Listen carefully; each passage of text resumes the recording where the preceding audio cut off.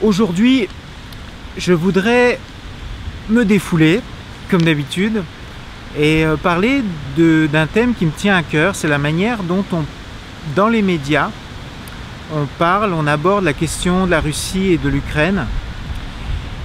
Et je voudrais revenir sur un incident qui s'est produit fin juin en France, à Paris, avec le démantèlement d'une organisation internationale de prostitution. En fait, c'était des prostituées d'origine russe et d'origine ukrainienne qui travaillaient à Paris, une trentaine de dames dans des milieux assez chics. Et ça a été largement couvert par la presse, notamment, vous verrez dans l'article sur Le Point, Le Figaro, etc., enfin les grands médias français. Et on va essayer de revenir sur cette information, la manière dont les médias l'ont traitée et la façon dont la presse, en fait, les médias fonctionnent pour créer des amalgames, des associations d'idées, en fait des automatismes, Russie égale prostitution, Ukraine égale prostitution, qui font que, en fait, au final, la population française, et le phénomène existe partout dans le monde, hein, c'est dans tous les pays comme ça, au Canada aussi, en Amérique aussi, on va voir, pour que, automatiquement, quand le mot Russie ou le mot Ukraine viennent, ça soit instinctivement associé à la prostitution. Alors vous savez, j'écoutais une émission, moi, que j'aimais beaucoup, il y a une dizaine d'années. C'était une émission qui s'appelait Tout le monde en parle en France, avec Thierry Ardisson. Et j'ai retrouvé cette émission dans une nouvelle formule qui s'appelle maintenant Salut les terriens. Je regarde ça sur YouTube. J'entendais des commentaires qui expliquaient que en France, la population ne fait plus confiance du tout aux politiciens. En fait, 12% des Français ont encore confiance à ce que leur disent les politiciens. Et la presse, c'est 24% des Français qui croient encore à ce que disent les journalistes. En fait, il y a un désintérêt de plus en plus net dans l'opinion publique pour les informations qui sont relayées par les journalistes. Parce que, en fait, les journalistes, ce qu'ils font, c'est qu'ils font de la presse à sensation, ils font de la vente. En fait, ce qui les intéresse, c'est pas tellement les informations, ce qui les intéresse, c'est le nombre de fois que leur article va être lu, ou il y a une course, en fait, à la désinformation qui se produit. Et on va voir aujourd'hui, dans cette vidéo, comment, en fait, la presse nous manipule et comment la presse nous oriente à penser la manière dont on pense.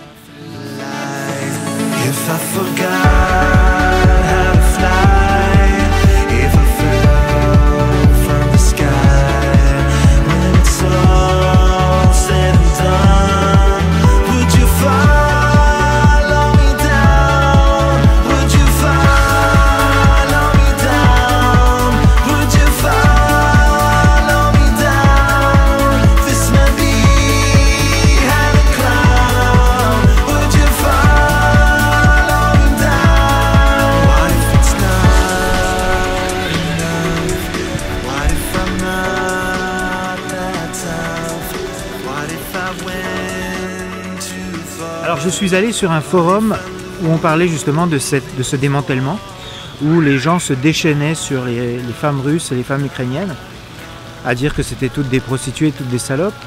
Et je me suis permis de faire une remarque sur un forum. J'ai dit que le réseau avait été démantelé, non pas en Russie, mais à Paris, ce qui laissait supposer que les consommateurs de ces services étaient des hommes français ou parisiens ou des touristes, en fait, qui étaient de passage à Paris. Donc il y avait dans la prostitution, il y a deux aspects. Il n'y a pas seulement l'aspect de la femme, et puis c'est la femme qui est 100% coupable. Donc je faisais cette remarque, et puis j'ai eu des réponses, notamment une réponse d'un gars qui a commencé à me faire... Vous savez, sur les forums sur internet, souvent ça se déchaîne. Alors il me dit: Chardon du Sud, tu veux rire? Il y a autant d'escortes à Moscou ou Kiev qu'à Paris. Alors moi je me suis posé la question, je me suis dit bah ouais, c'est une bonne question, est-ce qu'on pourrait regarder où sont les centres de prostitution dans le monde. Alors j'ai fait des recherches sur Google et on a donc les 7 plus grandes zones de prostitution dans le monde, avec par ordre d'importance Las Vegas aux États-Unis qui est première place, Paris qui est en deuxième place, avec ensuite Geyland à Singapour, ensuite l'Allemagne, Hambourg, Tokyo au Japon 5e, Perth en Australie 6e, etc. Et on s'aperçoit que ni Kiev ni Moscou apparaissent dans les centres les plus connus de prostitution dans le monde. Alors, je me suis permis sur le forum de faire un lien vers ce site, puis vous verrez qu'il est relayé sur plusieurs autres sites, donc l'information semble être correcte.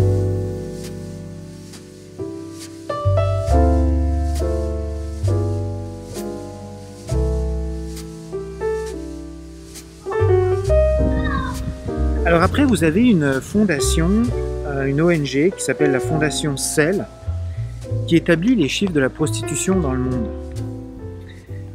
Bon, ce qu'on apprend sur ce site, vous irez voir, c'est qu'il n'y a pas vraiment de données statistiques fiables. Les gouvernements ne font pas des recensements officiels sur la prostitution. C'est toujours des informations qui sont de sources plus ou moins certaines. En fait, on a soit des articles de journaux, ils font référence soit à des articles de journaux ou des ONG qui travaillent sur le terrain, etc. Et sur cette fondation, moi, il y a quelque chose qui m'a, sur ce site, il y a quelque chose qui m'a choqué. C'est que, alors, ce qu'on apprend sur le site de la fondation CEL, bon, en Ukraine, apparemment, il y aurait entre 50 000 et 60 000 prostituées recensées. C'est-à-dire à peu près 2 fois plus que ce qui est recensé en France, ce qui me surprend, pour être honnête avec vous, ça me surprend énormément. On y apprend notamment qu'aux États-Unis, on parle entre 500 000 et 1 million de prostituées, et on dit de 3 millions de prostituées en Russie. Alors ça, c'est une information qui semble totalement farfelue. D'ailleurs, ils disent eux-mêmes qu'ils ont des doutes sur cette information, puisque si on regarde après un peu plus loin, on fouille sur des études qui ont été faites, et on a en fait une étude économique qui a été réalisée sur le marché du sexe par Elena Pokatovich et Mark Levin. Donc ça semblait déjà un peu plus sérieux. Selon leurs calculs, pour l'année 2000, le chiffre d'affaires des prostituées en Russie, donc, qui est évalué, le nombre de prostituées qui est évalué entre 267 000 et 400 000, aurait été de 618 millions de dollars. Donc c'est un business qui fait à peu près 600 millions de dollars en Russie. Et donc on se trouve qu'on a à peu près 2 fois moins de prostituées en Russie qu'aux États-Unis, ce qui semble beaucoup plus logique, beaucoup plus raisonnable. En France également, on apprend que les chiffres de la prostitution en France sont largement sous-estimés. Donc en réalité, pour savoir, j'ai passé du temps devant mon ordinateur pour essayer d'aller chercher des sources d'informations fiables. Il semblerait donc qu'au final, on a quand même aux États-Unis un nombre de prostituées très important, puisqu'on oscille entre 500 000 et 1 million. Donc ça, c'est des données qui sont un peu plus sérieuses. Et puis en Russie, on a donc là entre 200 et 400 000 prostituées vraisemblablement. Ce qui est intéressant aussi, ce qu'on remarque, c'est que en Russie, les amendes pour la prostitution, la chasse à la prostitution est beaucoup moins importante que dans des pays comme la France, où là, il y a vraiment une traque aux prostituées qui est faite, puisque je lisais notamment sur un article qu'il y avait à peu près 30 réseaux en France qui étaient démantelés chaque année. C'est énorme quand on y pense.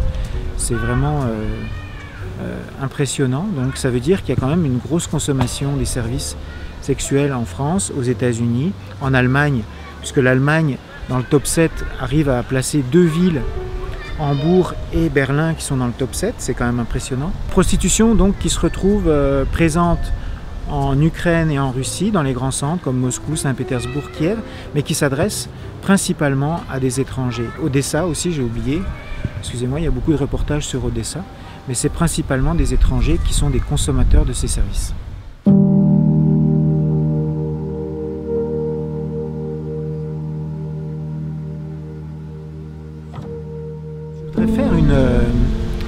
une, une analogie, en fait, quelque chose qui me semble intéressant de remarquer.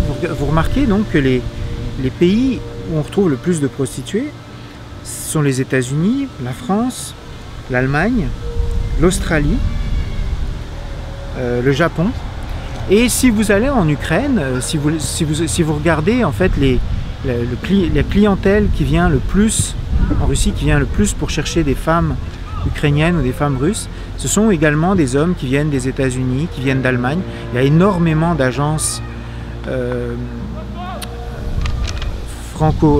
d'agences matrimoniales russes en Allemagne. Les Allemands sont... Vous allez rencontrer beaucoup d'Allemands en Ukraine qui viennent chercher des femmes pour se marier. Des Français, évidemment, beaucoup. Vous vous rappelez l'agence Eurochallenge qui avait quand même énormément de clients en Ukraine et en Russie. Donc ce sont principalement les pays où le féminisme est le plus fort, qui sont également les pays où on a les plus gros centres de prostitution dans le monde. Et si vous y réfléchissez un moment, c'est pas forcément illogique. Pourquoi? Parce que c'est là où il y a le plus de gens qui vivent séparés, donc les hommes et les femmes vivent dans le conflit permanent. Il n'y a plus de mariage, on est comme des ennemis, donc et pourtant les hommes, comme les femmes d'ailleurs, ont besoin d'avoir des relations sexuelles. Et donc la voie logique, puisqu'il n'y a plus de famille, puisqu'il n'y a plus de couple, c'est de se tourner vers la prostitution. Donc il y a probablement une analogie à faire entre les pays où le féminisme est le plus fort, le plus présent, et les pays où on a les plus grosses concentrations de prostitution.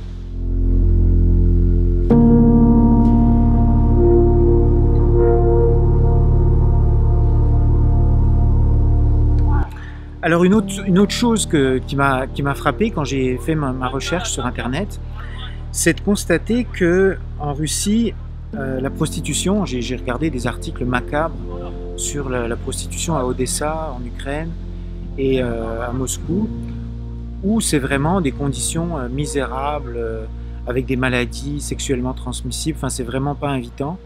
C'est très glauque, la drogue, etc. Donc, probablement que les gens qui utilisent les services de prostitution en Russie, c'est vraiment le bas du bas de la société. Enfin, c'est vraiment des conditions épouvantables.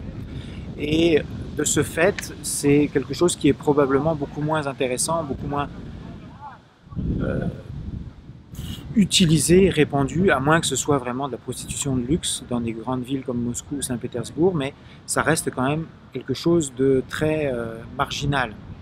Alors que quand vous allez en France, rappelez-vous par exemple, dans le temps, il y avait l'histoire de Madame Claude à Paris, qui était en fait une agence de prostitution très célèbre, qui était connue partout dans le monde, puisqu'on avait des hommes politiques américains qui venaient utiliser les services de Madame Claude. C'était la prostitution de grand luxe, avec des femmes qui étaient cultivées, intelligentes, belles, qui étaient sélectionnées sur le volet. Tout le monde ne pouvait pas faire partie de l'équipe des prostituées de Madame Claude.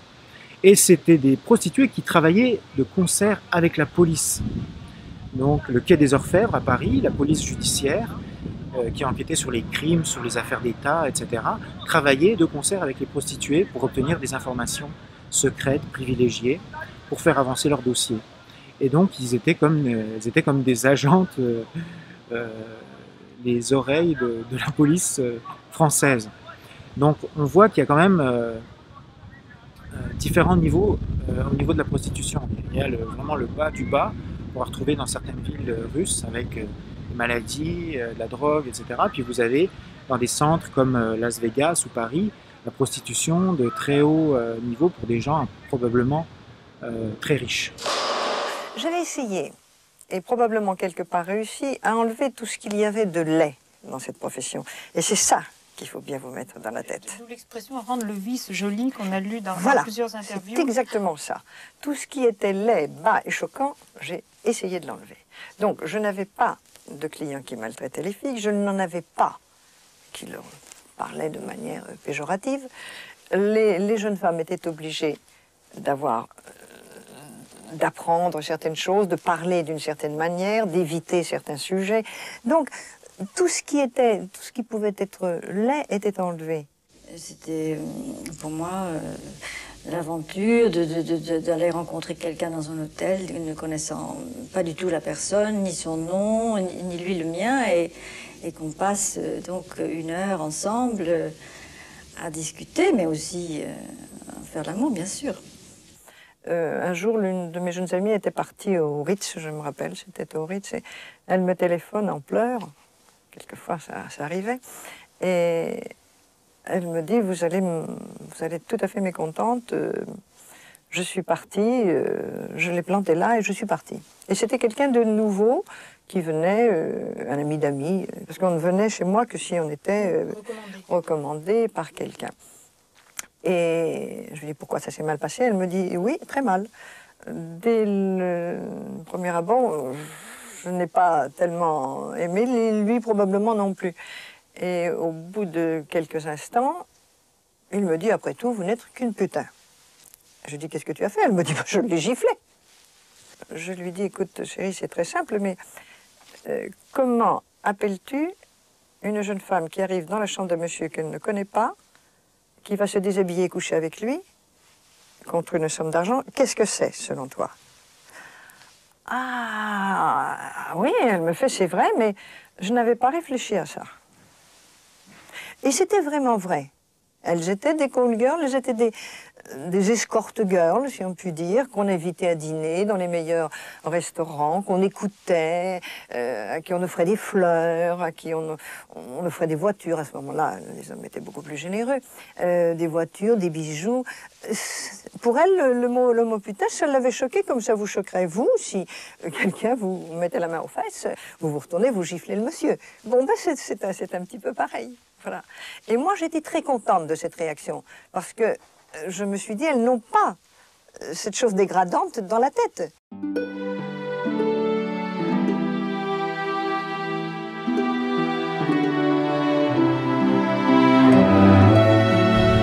Oui, c'est ça. Alors, en faisant mes recherches, je suis tombé sur un article qui m'a vraiment fasciné, que j'ai relu plusieurs fois, et que je trouve très en rapport avec le sujet. C'est le Courrier international qui dit, alors je cite un extrait de cet article, selon un sondage, 61% des femmes, donc ça c'est en Russie, 61% des femmes jugent absurde d'avoir des relations qui ne rapportent pas d'avantages matériels. Ces enfants de la société de consommation piétinent ainsi allègrement le code moral de leurs parents. Oui, on pourrait se poser la question de c'est quoi la prostitution en fait? Quelle est la définition de la prostitution? Par exemple, au Canada, en Amérique, il y a un site qui s'appelle Sugar Daddy, Sugar Baby. C'est un concept qui est de plus en plus répandu, qui consiste pour des hommes qui ont de l'argent à coucher avec des femmes beaucoup plus jeunes qu'eux, des étudiantes, etc. Et en fait, c'est un échange de bons procédés. Donc, il n'y a pas d'engagement, il n'y a pas de famille. C'est simplement des relations sexuelles en échange d'argent. Mais pourtant, ce ne sont pas des... Bon, alors c'est là que la question se pose, est-ce que ce sont des prostituées ou pas? C'est pas exactement leur travail, mais en tout cas, elles tirent un revenu financier d'une relation avec un homme. Et donc en bas de cet article, ils font référence à un article d'une jeune sociologue française qui s'appelle Eva Clouet, qui parle du phénomène de la prostitution chez les étudiantes en France, et qui dit ce n'est pas du tout les premières années paumées qui font ça, mais c'est des filles qui font ça dans une démarche réfléchie.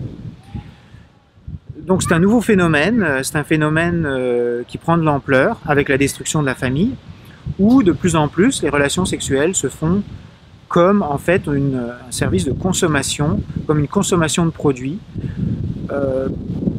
en rapport en fait avec la destruction, l'explosion, le broyage de la famille qui a été fait dans les pays occidentaux.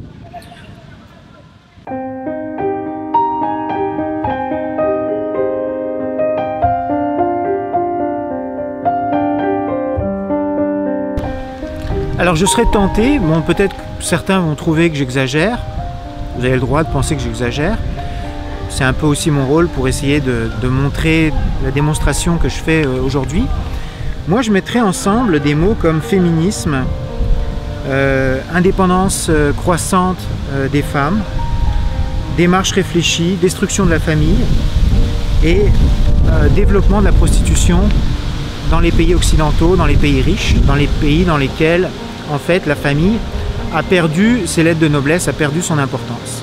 Alors clairement, quand on fait un article, quand on est un journaliste et qu'on fait un article de 300 mots sur le démantèlement du réseau de prostitution russe à Paris, et qu'on insiste bien sur le fait que les propriétaires de cette agence étaient des hommes russes, ou enfin, peu importe, des gens qui étaient en Russie, que les femmes sont des prostituées russes ou ukrainiennes, on ne parle absolument pas de la clientèle, qui est donc la clientèle qui sont des hommes des pays occidentaux, des hommes qui ont de l'argent, clairement, puisqu'on disait que c'était un réseau qui était dans les quartiers chics de Paris. On fait abstraction complètement du phénomène qui se passe derrière la prostitution, en fait. C'est qui utilise ces services-là? Ce sont des hommes qui ont de l'argent, ce sont des hommes qui viennent des pays riches occidentaux. Ce sont eux qui créent ces problématiques. Ce ne sont pas les Russes ou les Ukrainiens qui sont responsables de la prostitution en France. Pourquoi ces femmes russes, ces femmes ukrainiennes ont-elles été envoyées spécifiquement à Paris? Parce que Paris est le deuxième centre en importance dans le monde qui est de la prostitution.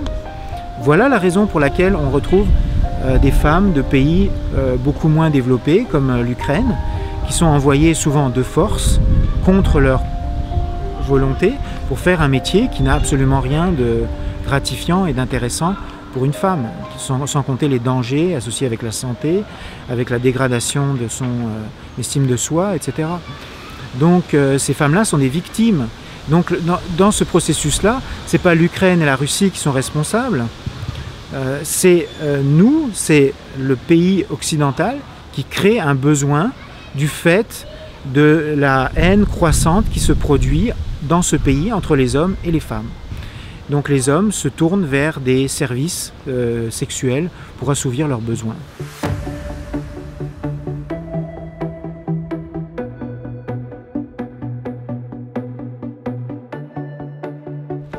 Alors on retrouve donc en conclusion une technique qui est utilisée par tout le monde.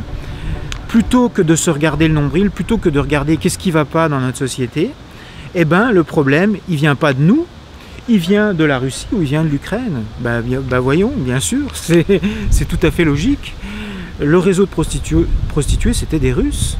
Eh bien oui, c'était encore des Russes, figurez-vous. Qu'est-ce qu'ils viennent nous emmerder dans notre pays? Qu'est-ce qu'ils viennent faire du mal dans notre pays? S'il n'y avait pas les Russes, s'il n'y avait pas les Ukrainiens, il n'y aurait pas de prostitution en France, c'est bien évident. Donc vous comprenez la logique, vous comprenez à quel point c'est vicié comme raisonnement, à quel point le journalisme contribue à faire de la désinformation avec des articles qui sont des articles provocateurs qui vont en fait développer chez le lecteur moyen, chez le téléspectateur moyen, une haine contre les Russes parce qu'il va se dire la prostitution c'est les Russes. Voilà. Donc on associe des stéréotypes, on développe des stéréotypes pour empêcher les gens de penser, pour pousser les gens à faire des amalgames. Et moi qui suis en conclusion un amateur d'une série sur Netflix qui s'appelle Narcos, qui parle du trafic de la cocaïne en Colombie. En fait, c'est une série que je trouve vraiment super intéressante, mais qui est exactement dans le même ordre d'idées que ce que je viens de vous raconter avec les Russes et les Ukrainiens.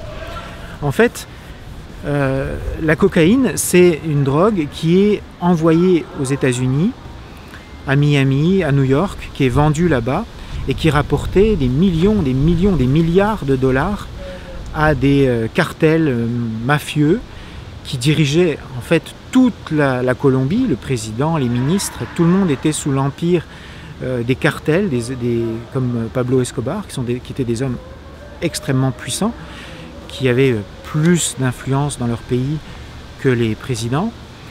Et ces gens-là, en fait, devenaient riches grâce à l'argent de la vente de la cocaïne qui était vendue principalement aux États-Unis, mais accessoirement également partout dans le monde. Et en fait, la DEA, les services de lutte contre la drogue aux États-Unis, allaient en Colombie pour amener la sainte parole, pour faire le ménage, pour arrêter ce trafic de stupéfiants et pour se faire passer pour les saints, en fait, on présentait la Colombie, on présentait la cocaïne comme les agresseurs, comme s'il n'y avait pas la Colombie, s'il n'y avait pas ces gens-là, il n'y aurait pas de cocaïne aux États-Unis, bien entendu. Les Américains sont des gens beaucoup trop sérieux pour consommer de telles drogues. Ça ne leur serait jamais venu à l'idée de consommer. La faute, c'est la faute des Colombiens. Exactement comme en France, à Paris, on a dit que les prostituées sont des Russes. S'il n'y avait pas des Russes ou des Ukrainiens, il n'y aurait pas de prostitution à Paris. S'il n'y avait pas la Colombie et la drogue fabriquée en Colombie, il n'y aurait pas de drogués aux États-Unis.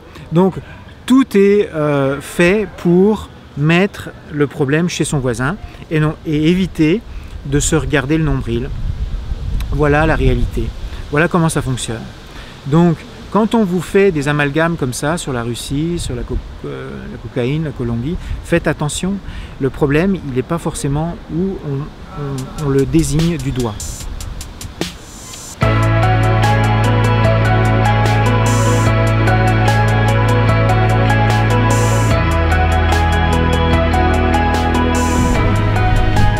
Alors finalement, un dernier petit mot pour vous dire que le voyage du mois de novembre approche à grands pas. On a donc une bonne équipe, c'est moi qui vais faire le voyage. Boris Lava restera à Montréal, il fera la supervision à distance. Je vais essayer de faire d'autres entrevues, faire des entrevues avec des adhérentes si je peux, puisque j'ai eu un fort plébiscite de ce côté-là. Vous avez été nombreux à me demander de continuer à présenter des vidéos de femmes pour apprendre et continuer d'apprendre sur la culture ukrainienne. J'espère également que j'aurai des témoignages, peut-être, de certains hommes qui voudront témoigner, qui voudront parler de nos services. Et puis, je voulais vous dire également que nous avons défini les dates pour le prochain voyage après, qui va se passer donc au mois de mars.